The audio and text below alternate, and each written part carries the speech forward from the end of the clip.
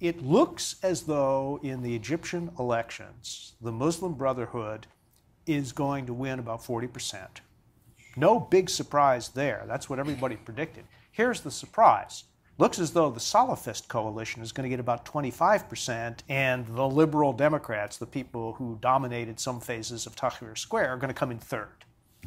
Okay, so everybody thought the Brotherhood would have to make a coalition with more secular and democratic forces in order to get a majority. Now they can have 2/3 of the parliament by allying with an even more conservative fundamentalist group than they are.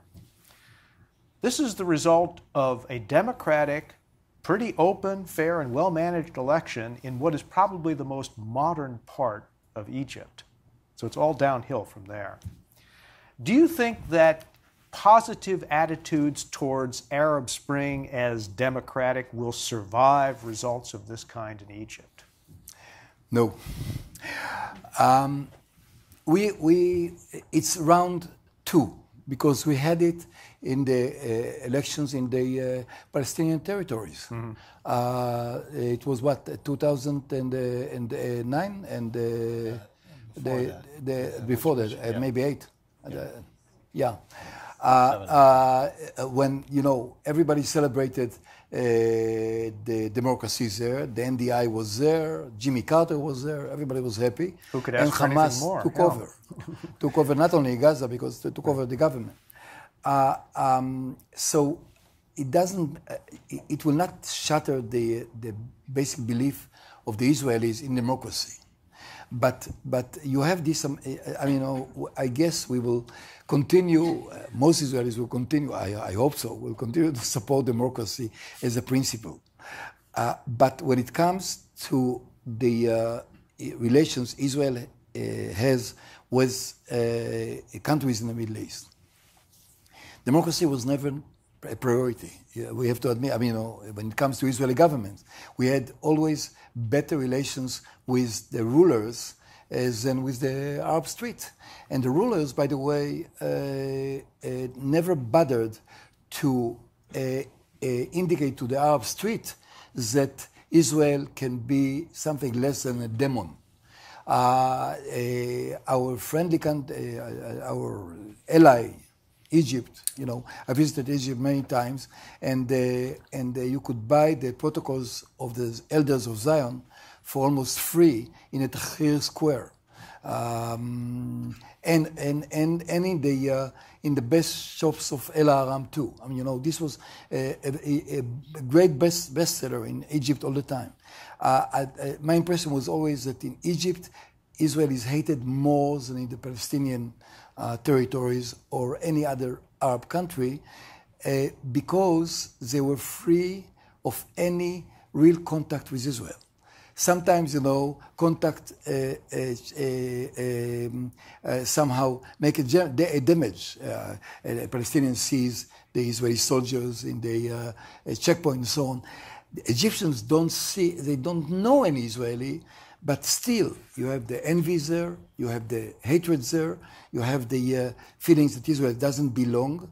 And I believe that with the new regime, we'll face a policy which will be closer to what the Arab street will dictate. We had the kind of, or Israel was probably the only country where many people in the political system and outside the political system pitied President Mubarak. United States was very hasty, was very quick in this, let's say, forgetting or forgetting any commitment toward the Mubarak. In Israel, there was one politician who suggested that we should smuggle in from Egypt to Israel in order to protect his life and so on. Why? Not because Mubarak was pro-Israel, but because there was this kind of feeling of alliance and common, let's say, agenda or something. Mm-hmm. Egypt is changing, and Israel, and the Israeli public opinion will not be, let's say, in shock if even the peace agreement will be altered or repudiated. Yeah, it can happen. Okay. Can I come in on this a little bit? Because I think that I think what's missing here is what is animating Egyptian public opinion. In part, you're right. It is, they don't know a lot of Israelis. I mean, they don't have a lot of information. They have, most of what they have is negative information. But in their view of Israel is primarily a function of the Israel-Palestine issue. And if there is confrontation between Israel and Palestinians, the relations between Israel and Egypt are not going to be good now, no question. It's not going to withstand it much. If it moves in a different direction, it'll be neutralized. I don't think the Egyptian attitudes are deeply held in the sense of they're obsessed with confrontation with Israel. I think that issue rises for the most part as a function of what happens in the relationship between Israel and the Palestinians.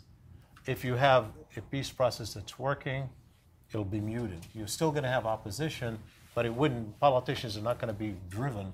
Let's face it, whether it's the Muslim Brotherhood or the military authorities or anybody who's going to rule Egypt, they know that the Egyptian-Israeli treaty is in their interest.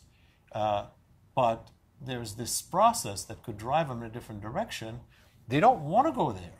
I can't imagine the Muslim Brotherhood, if they in fact are going to govern and they're going to establish themselves, they're going to go toward confrontation. But they may be driven there by public opinion.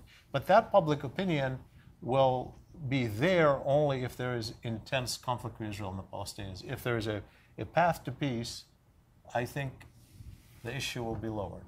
That's my view.